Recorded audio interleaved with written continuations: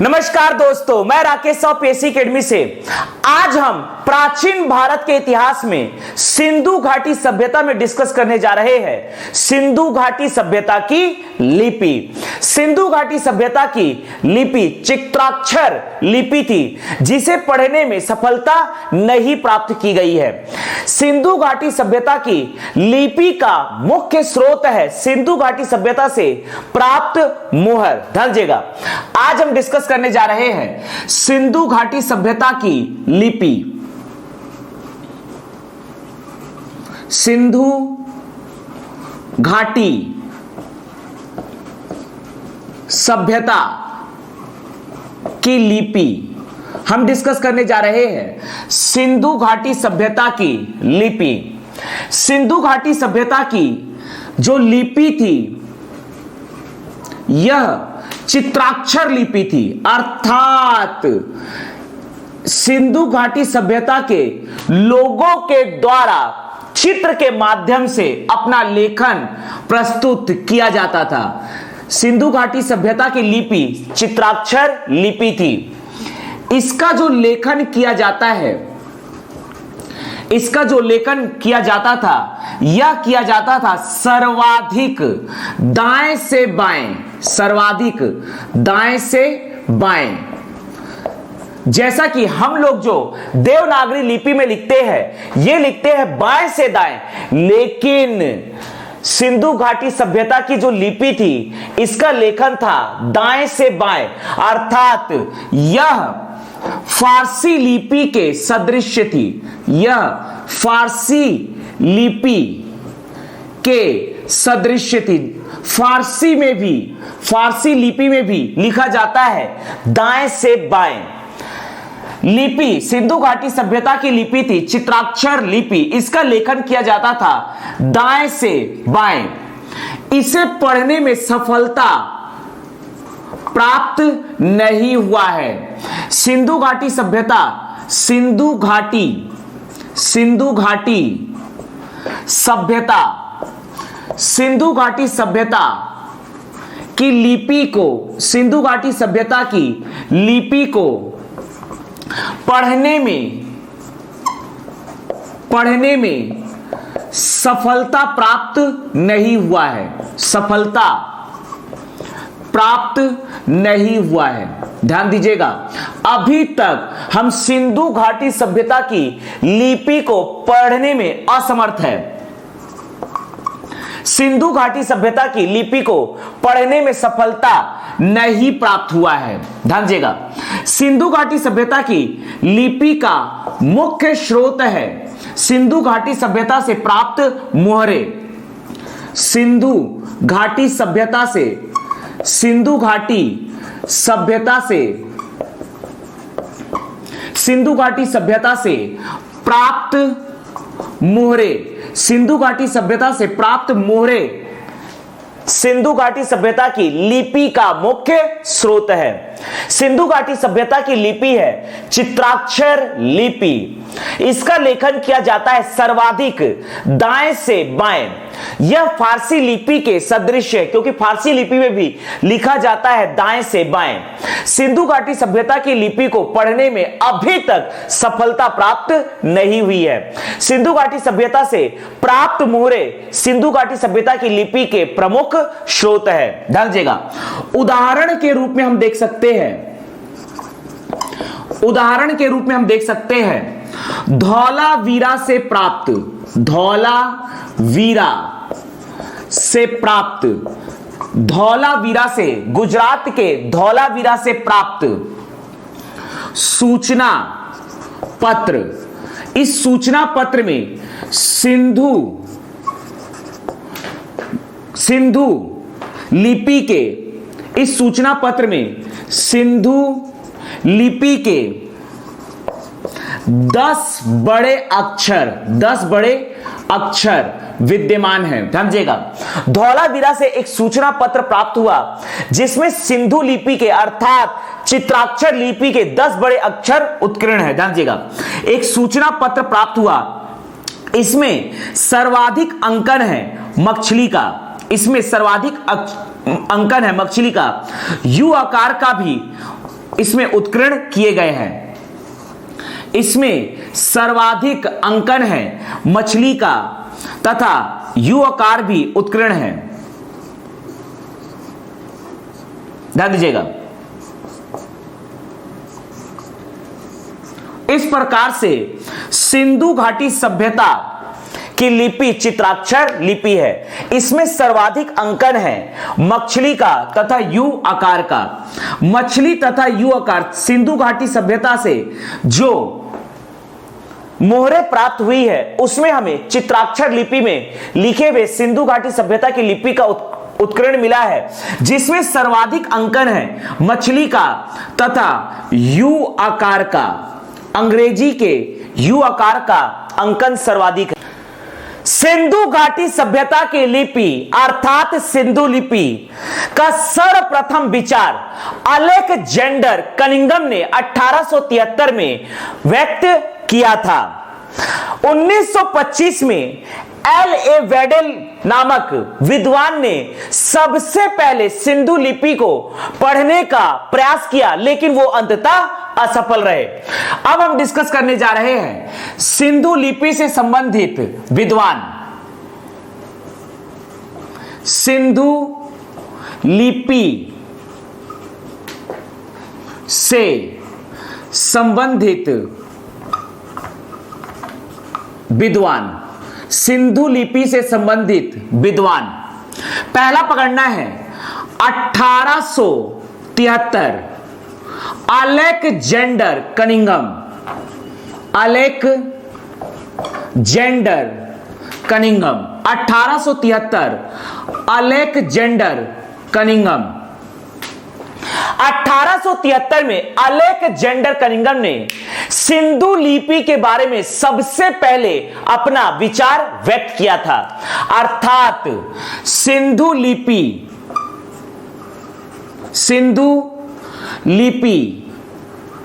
का सर्वप्रथम सिंधु लिपि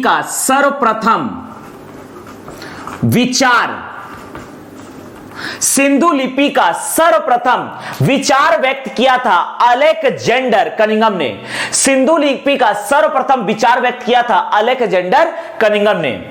इन्होंने अपने विचार में कहा था कि सिंधु लिपि का संबंध, इनके विचार में इन्होंने कहा था कि सिंधु लिपि का संबंध ब्राह्मी लिपि से था। सिंधु लिपि का संबंध ब्राह्मी लिपि से था। इनके विचार के अनुसार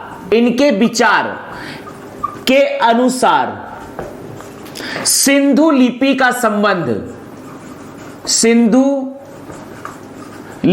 का संबंध ब्राह्मी लिपि से था। ब्राह्मी लिपि से था। इनके विचार के अनुसार सिंधु लिपि का संबंध ब्राह्मी लिपि से था। हालांकि यह गलत साबित हुआ है। सिंधु घाटी सभ्यता की लिपि अर्थात सिंधु लिपि अपने आप में एक स्वतंत्र लिपि है, जिसका किसी दूसरी लिपि से कोई संबंध नहीं था। 1873 में अलेक्जेंडर कनिंघम ने सिंधु लिपि का सर्वप्रथम विचार व्यक्त किया था। सिंधु लिपि का विचार व्यक्त करने वाले पहले व्यक्ति थे अलेक्जेंडर कनिंघम। दूसरा पकड़ते हैं 1925 L.A. वेडेल। दूसरा है L.A. वेडेल। सिंधु लिपि को सबसे पहले पढ़ने का प्रयास किया था L.A. वेडेल। सिंधु लिपि को पढ़ने का सर्वप्रथम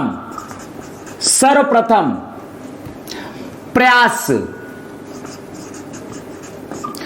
सिंधु लिपि को पढ़ने का सर्वप्रथम प्रयास किया था L.A. वेडेल ने 1925 में, लेकिन यह अंततः असफल रहे, क्योंकि अभी तक सिंधु घाटी सभ्यता की लिपि को पढ़ने में कोई भी सफलता हासिल नहीं हुई है।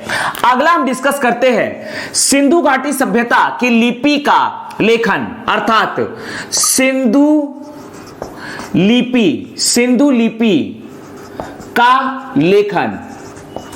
सिंधु घाटी सभ्यता से प्राप्त जो मोहरें हमें प्राप्त हुई है, उसमें सिंधु घाटी सभ्यता की जो लिपि अर्थात चित्राक्षर लिपि है, इसका लेखन हमें सबसे ज्यादा मिलता है दाएं से बाएं, लेकिन कुछ साक्ष्य बाएं से दाएं के भी प्राप्त हुए हैं, लेकिन सबसे ज्यादा साक्ष्य प्राप्त हुए लेखन के दाएं से बाएं। अर्थात पहला लेखन है दाएं से बाएं, पहला लेखन है दाएं से बाएं, जो कि फारसी लिपि के सदृश है, फारसी लिपि के समान है, फारसी लिपि के सदृश है, अर्थात फारसी लिपि के समान है। दाएं से बाएं, इसमें सबसे ज्यादा जो चित्र मिलता है वो मछली का मिलता है और यू आकार का। दाएं से बाएं वाले जो फारसी लिपि के सदृश है, इसमें सबसे ज्यादा अंकन, सर्वाधिक अंकन हमें मिलता है, सर्वाधिक चित्र मिलता है हमें मछली का व यू आकार का, अंग्रेजी के अल्फाबेट के यू आकार का।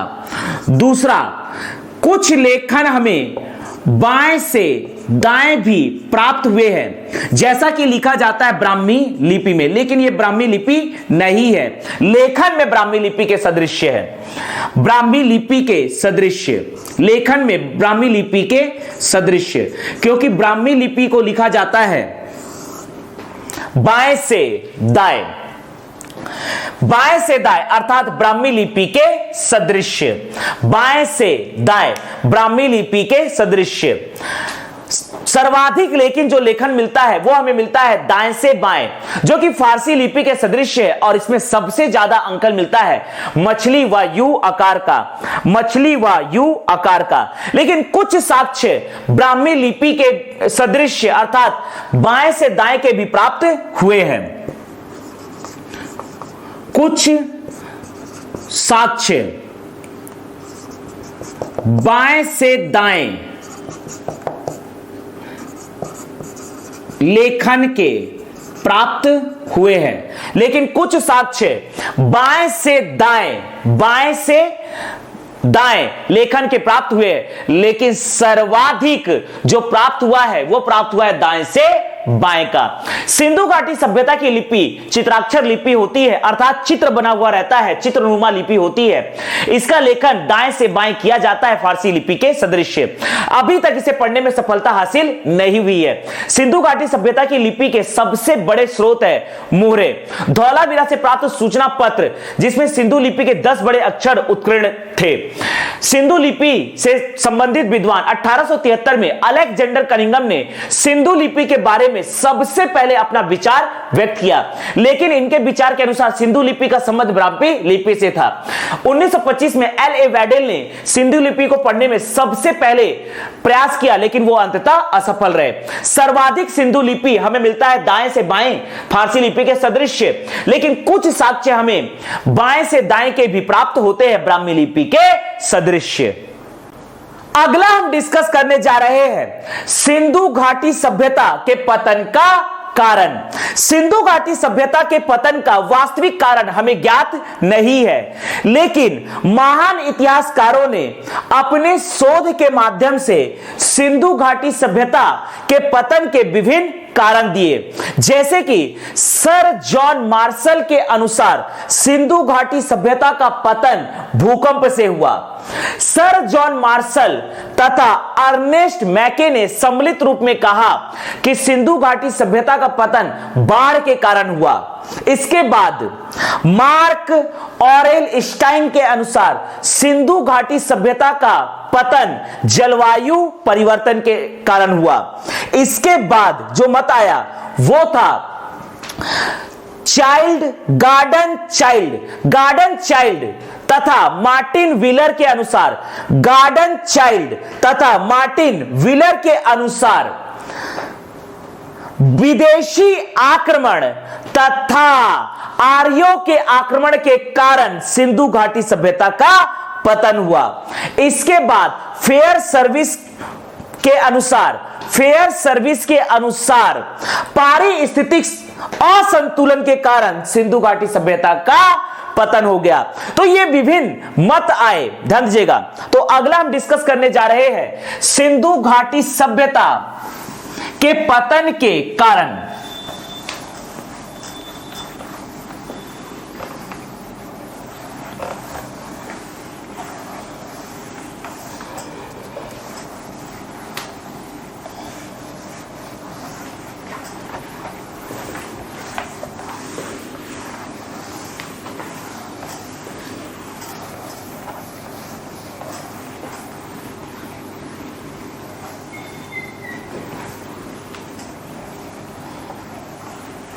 ध्यान दीजिएगा, अगला हम डिस्कस करने जा रहे हैं सिंधु घाटी सभ्यता। सिंधु घाटी सभ्यता के पतन के कारण।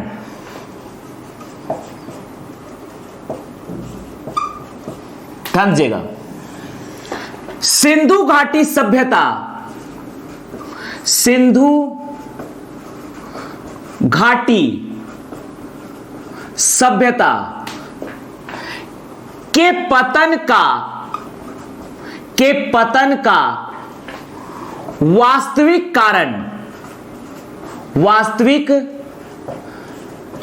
कारण ज्ञात नहीं है। महान इतिहासकारों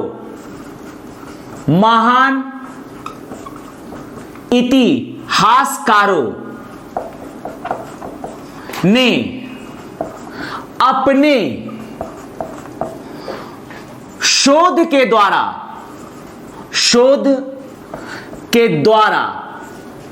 सिंधु घाटी सभ्यता के पतन के कारण का उल्लेख किया।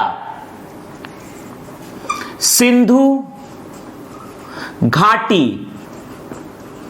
सभ्यता के पतन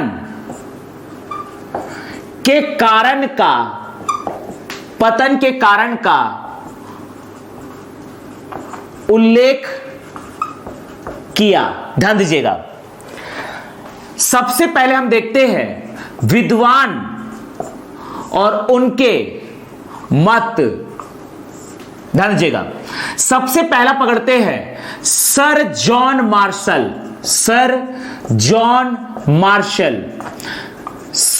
मार्शल के अनुसार सिंधु घाटी सभ्यता के पतन का प्रमुख कारण था। सिंधु घाटी सभ्यता के पतन का प्रमुख कारण था, ध्यान दीजिएगा, सर जॉन मार्शल के अनुसार सिंधु घाटी सभ्यता के पतन का प्रमुख कारण था भूकंप। अर्थात इनके अनुसार भूकंप के कारण सिंधु घाटी सभ्यता का पतन हो गया। दूसरा, सर जॉन मार्शल व अर्नेस्ट मैके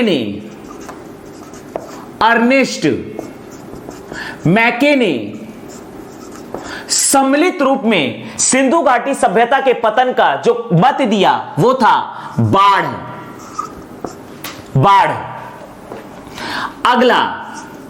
अगला है मार्क ऑरेल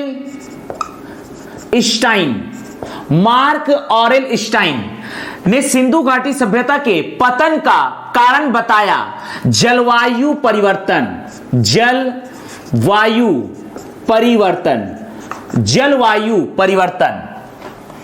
इसके बाद गार्डन चाइल्ड नामक विद्वान तथा मार्टिन व्हीलर नामक विद्वान ने सम्मिलित रूप में सिंधु घाटी सभ्यता के पतन का कारण बताया बाह्य आक्रमण अर्थात बाहरी आक्रमण व आर्यों का आक्रमण, बाह्य आक्रमण या तथा आर्यों का आक्रमण। इसके बाद ध्यान दीजिएगा, फेयर सर्विस नामक विद्वान ने अपना मत प्रस्तुत किया और इन्होंने बताया पारिस्थितिक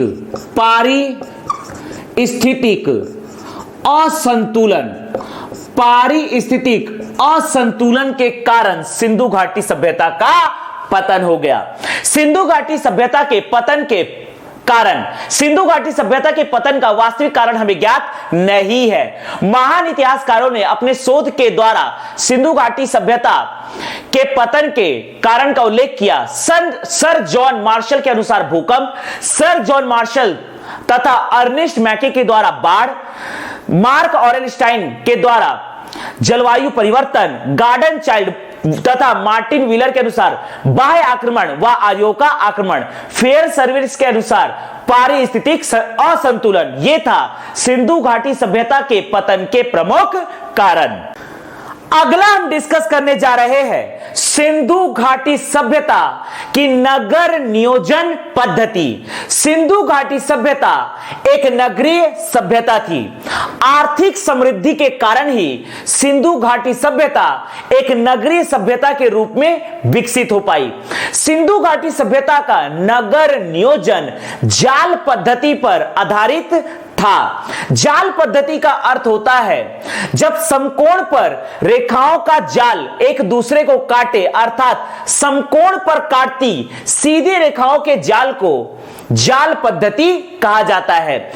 सिंधु घाटी सभ्यता का नगर नियोजन आयताकार अर्थात शतरंज की भांति था। तो आज हम डिस्कस करने जा रहे हैं यहां पर सिंधु घाटी सभ्यता का नगर नियोजन पद्धति। ध्यान दीजिएगा, अगला हम डिस्कस करने जा रहे हैं सिंधु घाटी सभ्यता की नगर नियोजन पद्धति।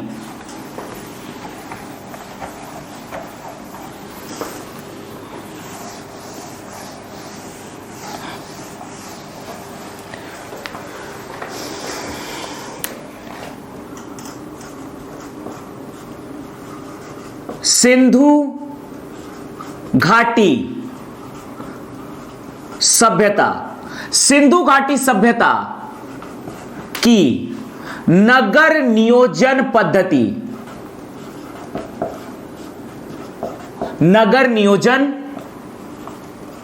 पद्धति।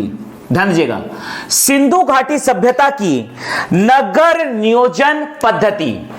सबसे पहले हम डिस्कस करते हैं नगरीय सभ्यता। सिंधु घाटी सभ्यता एक नगरीय सभ्यता थी। सिंधु घाटी सभ्यता एक नगरीय सभ्यता थी। सिंधु घाटी सभ्यता एक नगरीय सभ्यता थी। सिंधु घाटी सभ्यता एक नगरीय सभ्यता थी। सिंधु घाटी सभ्यता एक नगरीय सभ्यता थी। यहां पर नगर का नियोजन अर्थात जो नगर बसाए गए थे यह बिल्कुल ही आयताकार था। नगर का नियोजन आयताकार था अर्थात शतरंज की भांति, शतरंज के सदृश अर्थात शतरंज के समान नगर नियोजन जो था वह आयताकार था। यह जाल पद्धति पर आधारित था। सिंधु घाटी सभ्यता की नगरीय सभ्यता थी, यह जाल पद्धति पर आधारित था। जाल पद्धति का अर्थ होता है जब कोई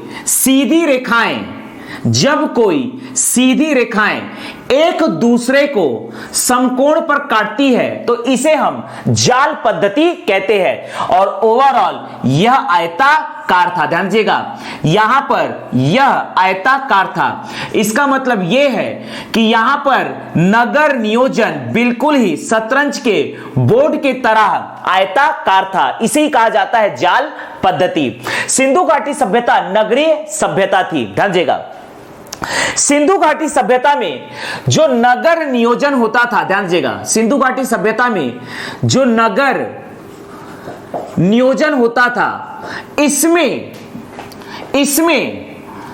दो प्रकार के टीले होते थे, इसमें दो प्रकार के टीले होते थे। ध्यान दीजिएगा, सिंधु घाटी सभ्यता में नगर के नियोजन में दो प्रकार के टीले बनाए जाते थे। इस प्रकार से दो प्रकार के टीले बने हुए थे, दो प्रकार के टीले बने हुए थे। एक था आपका पश्चिमी टीला और एक था आपका पूर्वी टीला। यह था पश्चिमी टीला, यह था आपका पश्चिमी टीला, पश्चिमी टीला, और एक था आपका पूर्वी टीला, पश्चिमी टीला और एक था आपका पूर्वी टीला। टीले का मतलब होता है जब लोगों के द्वारा बसाहट एक नियमित तरीके से तथा नियमित समय अंतराल पर किया जाता है तो इसे टीला कहा जाता है। इन्हीं टीलों में घर बनाए जाते हैं, इन्हीं टीलों में घर बनाए जाते हैं। इस प्रकार से इन्हीं टीलों में घर बनाए जाते हैं। तो इस प्रकार से सिंधु घाटी सभ्यता में दो प्रकार के टीले विद्यमान थी, दो प्रकार के टीले विद्यमान थे। एक था पश्चिमी टीला, एक था पूर्वी टीला। पश्चिमी टीला को ही दुर्ग टीला कहा जाता है, पश्चिमी टीला को ही दुर्ग टीला कहा जाता है, जबकि पूर्वी टीला को कहा जाता है नगर टीला। इसे कहा जाता है नगर टीला। दुर्ग टीले में निवास करते थे, दुर्ग टीले में निवास करते थे पुरोहित, पुरोहित, पुरोहित अर्थात पुरोहित जन्य अर्थात शासक वर्ग, शासक वर्ग, पुरोहित वर्ग या शासक वर्ग। जबकि नगर टीला में निवास करते थे, जो थोड़ा सा कम ऊपर था, नगर टीला, यहां पर निवास करते थे नागरिक, व्यापारी, श्रमिक, श्रमिक, सैनिक तथा शिल्पी वर्ग, शिल्पी वर्ग। ध्यान दीजिएगा। तो इस प्रकार से अगर हम देखते हैं सिंधु घाटी सभ्यता का नगर नियोजन, तो यहां पर बसाहट दो प्रकार का था। एक था अधिक ऊंचा भाग, अधिक ऊंचा टीला, जिसे पश्चिमी टीला कहा जाता था, पश्चिमी टीला या दुर्ग टीला कहा जाता था। यहां पर सामान्यतः पुरोहित या शासक वर्ग निवास करते थे, जबकि पूर्वी टीला या नगर टीला या ये कम ऊपर ऊंचा स्थान था जहां पर नागरिक, व्यापारी तथा श्रमिक, सैनिक व शिल्पी वर्ग निवास करते थे। तो यह था सिंधु घाटी सभ्यता का नगर नियोजन। सिंधु घाटी सभ्यता एक नगरीय सभ्यता थी। यह आयताकार अर्थात शतरंज के समान थी। यह जाल पद्धति पर आधारित था। ध्यान दीजिएगा, इसी में हम डिस्कस करने जा रहे हैं सिंधु घाटी सभ्यता के नगर नियोजन की विशेषताएं।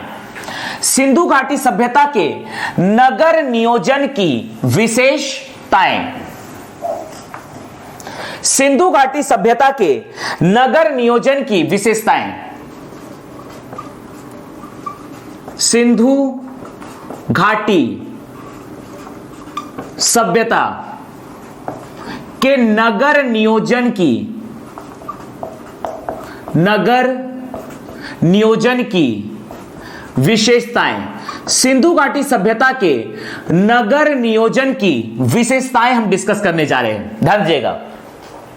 पहला है समकोण पर काटती, समकोण पर काटती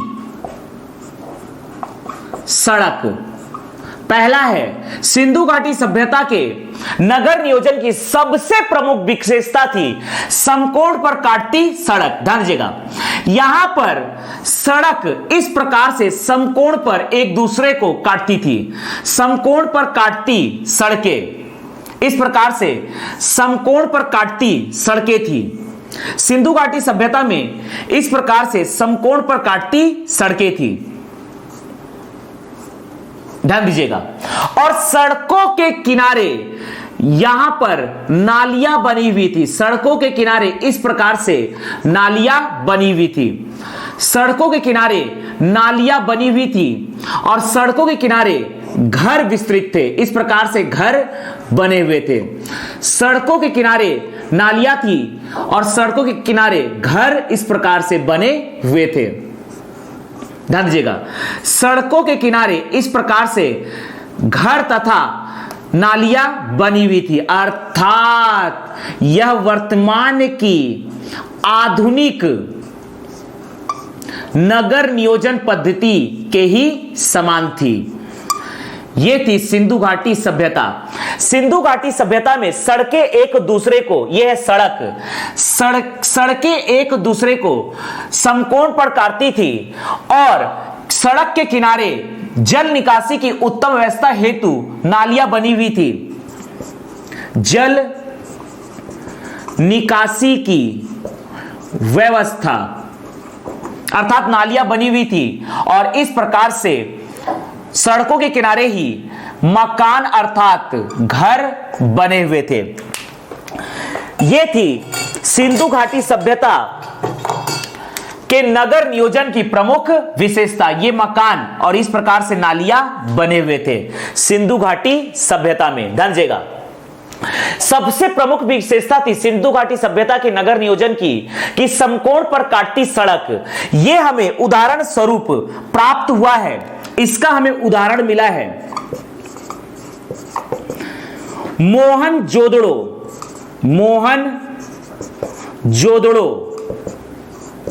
व हड़प्पा से प्राप्त हड़प्पा व मोहनजोदड़ो से प्राप्त मकान, सड़क व जल निकासी की व्यवस्था से हमें प्राप्त ज्ञान हुआ कि सिंधु घाटी सभ्यता में सड़कें एक दूसरे को समकोण पर काटती थी, सड़कों के किनारे नालियां बनाई गई और सड़कों के किनारे ही घर सीधी रेखा में व्यवस्थित होती थी। सिंधु घाटी सभ्यता के नगर नियोजन की दूसरी विशेषता थी जल निकासी। जैसा कि हमने डिस्कस कर लिया है, जल निकासी की उत्तम व्यवस्था, जल निकासी की उत्तम व्यवस्था। जैसा कि हमने यहां पर डिस्कस किया है, सिंधु घाटी सभ्यता में जल निकासी की उत्तम व्यवस्था थी। जल निकासी की उत्तम व्यवस्था थी। सिंधु घाटी सभ्यता में जल निकासी की उत्तम व्यवस्था थी। इस बात का हमें ज्ञान प्राप्त होता है। उदाहरण स्वरूप अगर हम डिस्कस करते हैं तो हड़प्पा व कालीबंगा, हड़प्पा व कालीबंगा से प्राप्त लकड़ी की नाली, इसके अतिरिक्त मोहनजोदड़ो से भी प्राप्त हुआ है। इसके अतिरिक्त पकड़ना है धौलावीरा से प्राप्त जल निकासी की उत्तम व्यवस्था, जल निकासी की उत्तम व्यवस्था अर्थात यहां से भी कई नालियां प्राप्त हुए हैं। मोहनजोदड़ो से भी नालियां प्राप्त हुई है, जल निकासी की उत्तम व्यवस्था प्राप्त हुआ है। इसके बाद अगला देखते हैं पक्की ईंटों का प्रयोग। पक्की ईंटों का प्रयोग घर बनाने के लिए, मकान बनाने के लिए पक्की ईंटों का प्रयोग किया गया। पक्की ईंटों का प्रयोग किया गया। इस प्रकार से घनाकार पक्की ईंटों का प्रयोग किया गया। घनाकार पक्की ईंटों का प्रयोग किया गया। साथ ही साथ वक्राकार ईंट भी प्राप्त हुए हैं। चनूदड़ो से वक्राकार ईंट भी प्राप्त हुए। मोहनजोदड़ो, हड़प्पा, चनूदड़ो, ये सभी जगह से जो भी मकान प्राप्त हुए हैं सभी पक्के ईंटों के हैं। पक्की ईंटों का प्रयोग अर्थात उदाहरण स्वरूप हम ले सकते हैं हड़प्पा मोहनजोदड़ो, हड़प्पा मोहनजोदड़ो व चनूदड़ो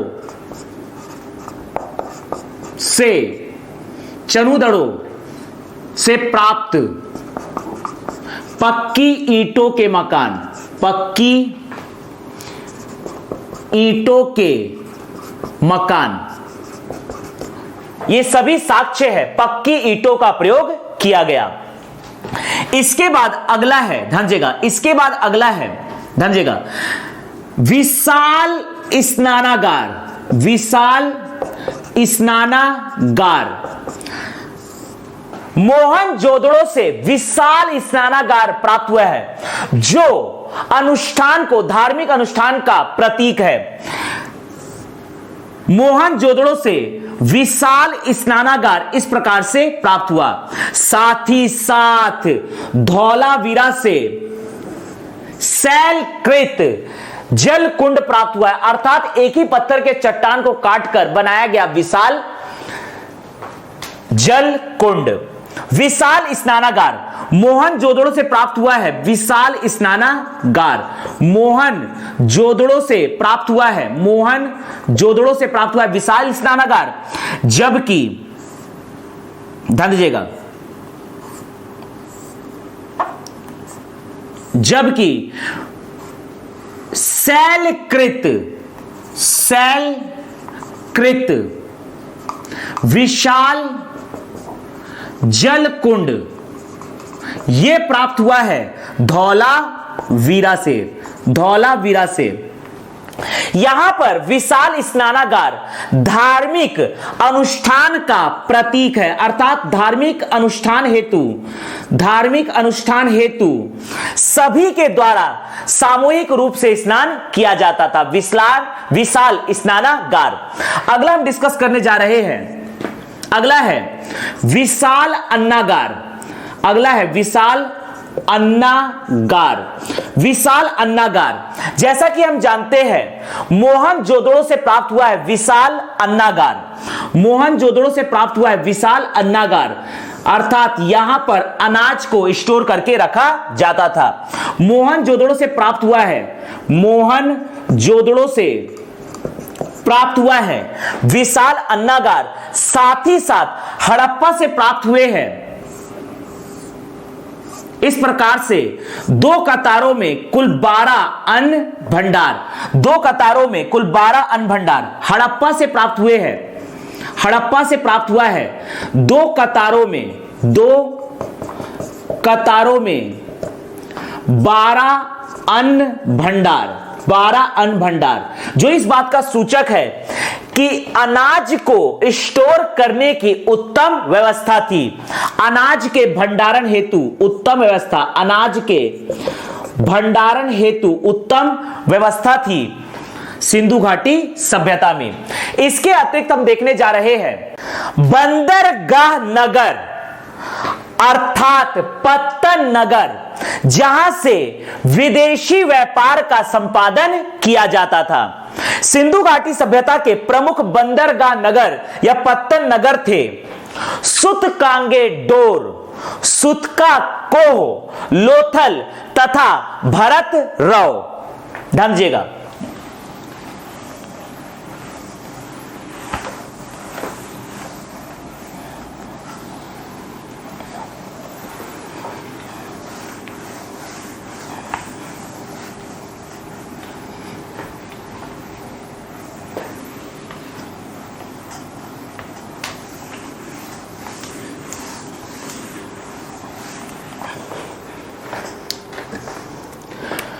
सिंधु घाटी सभ्यता। अगला है सिंधु घाटी सभ्यता के बंदरगाह नगर या पत्तन नगर। बंदरगाह नगर, पत्तन नगर, इसका मुख्य उद्देश्य था विदेशी व्यापार, विदेशी व्यापार। ध्यान दीजिएगा, यह हमारा देश भारत विदेशी व्यापार हेतु सिंधु घाटी सभ्यता में बंदरगाह नगर थे, जहां से विदेशी व्यापार किया जाता था।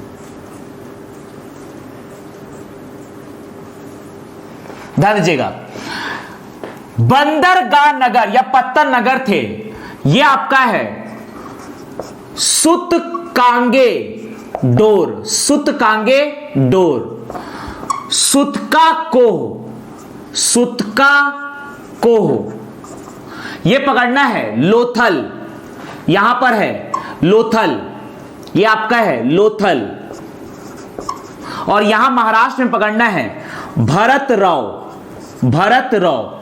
यह है प्रमुख सिंधु घाटी सभ्यता के बंदरगाह नगर या पत्तन नगर, जिसका मुख्य उद्देश्य था विदेशी व्यापार करना। तो इस प्रकार से ये हमने डिस्कस किया सिंधु घाटी सभ्यता की नगर नियोजन पद्धति।